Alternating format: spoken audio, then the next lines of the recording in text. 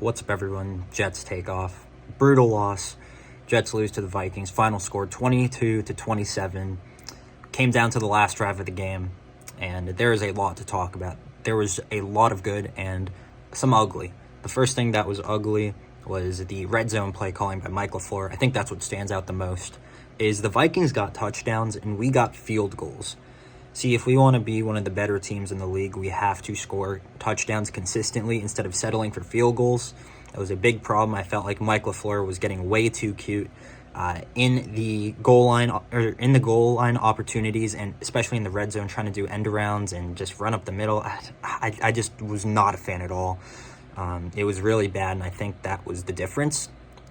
But some other bad was that Tyler Conklin had a lot of drops in this game. And it wasn't only him, too. Berrios had a drop, could have been a touchdown, could have been the game winner. Corey Davis had a drop in the first quarter, I believe it was.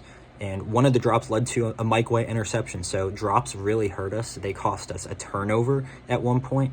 And they also prevented us from scoring points. So the drops are just unacceptable, especially in these big-time moments. It's really infuriating to see, especially when Mike White was delivering, overall, very good passes for the majority of the game.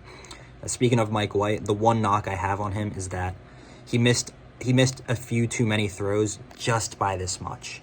Like, Mike White was precise for most of the game, but there were a few big plays that he just missed on. The one that comes to my mind first is the one to Garrett Wilson that would have been an absolute bomb for a touchdown. That has got to be made. It really has to be if you want to be a consistent starter in this league. That was painful. That was a painful incompletion, and you could see it on his face too. So there were just a few missed throws that I think Mike White would have liked to have seen back. Elijah Moore also, he had a big catch, but it wasn't because he didn't get both feet down. So it's like simple mistakes like that, drops, not getting the feet down to get in bounds for the catch. A lot of that hurt us in today's game, but the last negative thing I'm going to touch on is that in the first half, the Jets' defense was terrible, especially in the run game. I feel like that's a problem that has been swept under the rug. The Jets' run defense is really not elite. Our pass defense is very good, but the run defense has a lot to still work on. And we got 0 sacks in the first half of the game, and that was why we gave up 20 points too, because Kirk Cousins was a little bit untouched, and they could just call passing plays. And I know he started out very rusty, but eventually he started to catch some fire. So those are the frustrating things in today's loss that I think was the reason why we lost today's game. But let's talk about some of the positives, because there definitely were a good amount. First thing, Greg Zuerlein. Listen, we should have not kicked that many times, not that many field goals, but man, he was perfect. Perfect 5 for 5 on field goal attempts and even a 60-yarder field goal. Greg Zuerlein definitely deserves to make the Pro Bowl. He has had an amazing season, and the Jets have really lacked a consistent kicker ever since Jason Myers walked. So this was very awesome to see. Hopefully we re-sign him and bring him back. Mike White, though, listen, I know the 2 interceptions are going to look bad on the stat sheet. I don't blame the last one at the end of the game. He's trying to make a play and win for the Jets. They had to put it in the end zone and convert the first down, but more specifically get the touchdown with only 16 seconds. And the other interception was a drop. So I think he played a very clean game overall, though, and I don't think the interceptions are indicative of how he played, because Mike White showed a lot of promise. He showed poise in the pocket. He was accurate. He was striking receivers in motion. I mean, he looked very good today. I honestly do. Even though we lost, I thought he looked really good in today's game. And I'm very excited to see what he does against Buffalo in his little revenge game. We'll see if he plays better than he did last season against them. Another positive is Garrett Wilson. How can you not talk about him with 8 receptions for 162 yards? Garrett Wilson was absolutely electric, putting defenders on skates, yards after the catch, tough grabs too.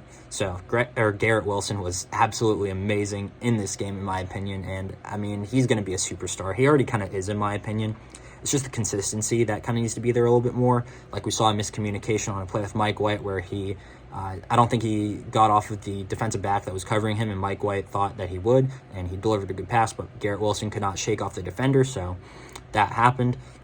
And the last thing I'm going to talk about positive-wise is the Jets' second half defense, because while the first half defense was very bad and piss poor, to be honest, second half they tightened it up. Only gave up 7 points total. 7 points total. That was a great way to rebound, and it was because we finally got pressure on the quarterback in Kirk Cousins, and we slowed down the running game for the Minnesota Vikings. So the second half defense really tightened up, and especially this whole Jets unit as a squad. You know, while we lost this game, and it sucks because we had so many chances to win, and you could look back at 5 plays, maybe even more, that if the Jets were on the other side of the spectrum on those plays, this game would be a win, and we'd be talking about only all the positives. But the Jets in the second half, the offense started to click. Mike White continued to really lock in. Everyone on the team stepped up, making plays. Quan Alexander, nice hits. Quinnen Williams getting pressure on the quarterback. Mike White, Garrett Wilson, Zonovan Knight too. I mean, it's encouraging to see how this team can really mesh together. And when the Jets are at their best, they could be a very, very good team. But we're not at our best yet. There's still a lot to work on. But the main takeaways in this game, very close game, very exciting to watch, also frustrating, but the red zone. We got to score touchdowns there consistently. We did it against the Bears. We had to have done it against the Vikings to win. They're a much better team, and we didn't do it. So let me know what you think about this game. I saw a lot of encouraging things, like I said before, but also very, very frustrating, too, at the same time. Mike LaFleur called a really good game overall, but, man, when it comes to those red zone drives where the Jets were in the red zone, that's what's going to overshadow his overall very good performance today. So let me know what you think about this. Love to hear your thoughts on anything. And, yeah, I'll see you all in the next one. Peace.